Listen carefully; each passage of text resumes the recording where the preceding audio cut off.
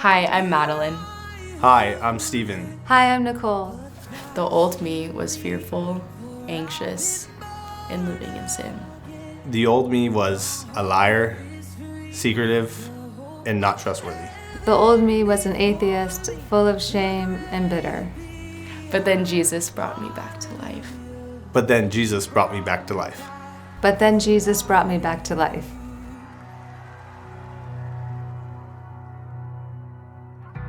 2018 was a really hard time for me. I was very depressed, and I had this crippling anxiety for almost 2 years that I could not deal with. Ever since I was a little kid, I struggled with addiction. When I was 12, 13 years old, I first started getting into drinking alcohol, and once I first had it, I was hooked. And then when I was about 20, 25 years old, I got into drugs, and it got away from me. I distinctly remember a few weeks before my encounter with God, my husband and I were having a really big argument, and I was just yelling at him saying, there is no God. Then COVID hit, and COVID was probably one of the worst times, but also the best times. And I say the worst because I strayed away from Jesus. I was watching church online, but that just wasn't enough for me, and I ended up getting pregnant. At this point, me and my wife Alex's marriage was in shambles. I was hiding from her at every chance I could possibly get. I always said to my husband, I don't understand how people can adopt, because I couldn't love any other children besides my children. I just didn't understand. Then I had my daughter, Ren, who was the biggest blessing of my life. And God knew I needed her during that time of that loneliness. And yeah, I did have a child out of wedlock, and that was not in my plan, but I just wasn't following Jesus at that time. I hit rock bottom, and I had to go to rehab. While I was there, that's when I met Jesus. Yeah, so I just wake up and basically just pray and say, God, show me a way that I can take all this away. I know I'm here to get better, but I don't know how I will get better. To me, it wasn't even possible. I was just scared because if I don't get rid of this addiction, I'm gonna lose my wife and kids. Woo. And then I forget, it was one random Sunday morning, I was watching Zion Church online. I was just sitting in my room praying, thinking, God, how am I gonna be able to do this? I really didn't have any faith in myself. And then God just shook me and said, you can't do it.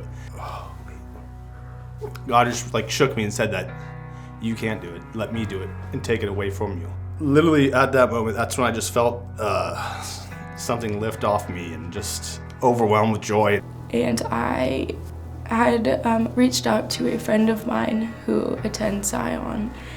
And I was like, hey, how do you like this church? And she was like, I love it, come. That Sunday of conference, I was walking out, and they were doing baptisms, and I stayed for a little bit. And I was just standing there thinking, Lord, if I'm coming home to you, please give me a sign. And I was just watching, and I was like, okay, Ren was getting fussy. And I left, and I hear Pastor John say, last call. And I just felt the Lord kept telling me, say, go, go. And I was like, hey, can you please hold Ren? And they're like, yeah, of course. And so just stepping into that water and knowing that I will be free of anxiety that I've dealt with, depression that I dealt with, being a single mom, and all these negative thoughts from the enemy that I won't ever make it, was just all free. And just on the recap video, just seeing my daughter just look at me, that was just one of the best feelings that I have ever felt and had ever seen. Everything changed in my life when I met Jesus. It was just so obvious that we had so much, and it had to be shared with other children. Then we decided to foster, and now we're foster parents, and we have just a wonderful little 7-year-old girl in our family. There's just so much that's changed, just every part of our life. Ever since then, I no longer have had a craving for alcohol or drugs. Not a single day after that moment. Now, I don't struggle with living in fear anymore. I'm now sharing the gospel with people, and I never thought that I would do that. You know, be able to share with others. I always felt like I had to know the Bible front and back. But, you know, just starting from the beginning and just sharing what the Lord has done in my life and my testimony will affect those around me.